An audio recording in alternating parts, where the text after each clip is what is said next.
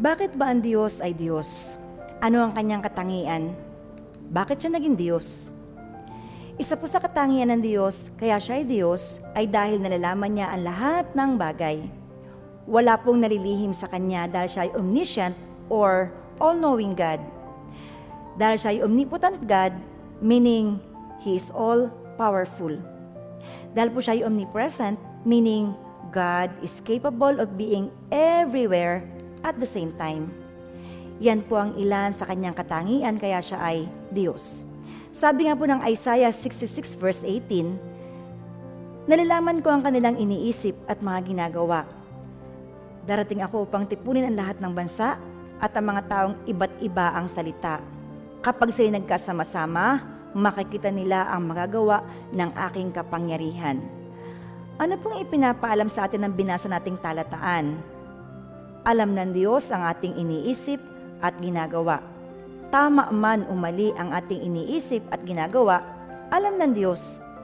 Kung tama ang ginagawa at iniisip ng isang tao, natutuwa po ang Panginoon. Kung mali naman ang iniisip at ginagawa ng isang tao, naghihintay ang Diyos na ma-realize niya na mali ang kanyang iniisip at ginagawa. Naghihintay po ang Panginoon na ang taong ito ay magbago. Naniniwala ang Diyos, kaya natin magbago kung gustuhin po natin. Ano pang ipinapalam sa atin ng Diyos? Darating po siya. Bakit siya darating? Upang tipunin ang lahat ng bansa at mga taong iba't iba ang wika. Bakit ba iba't ibang wika ng tao?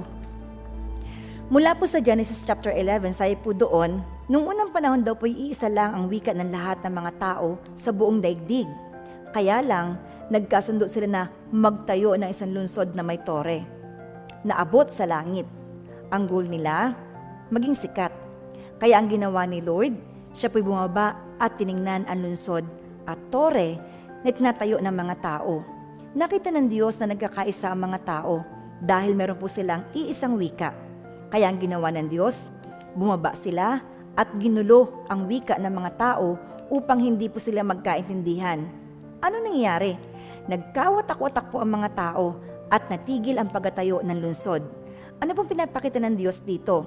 Siya'y makapangyarihan na kahit imposibleng bagay, kaya po niyang gawin.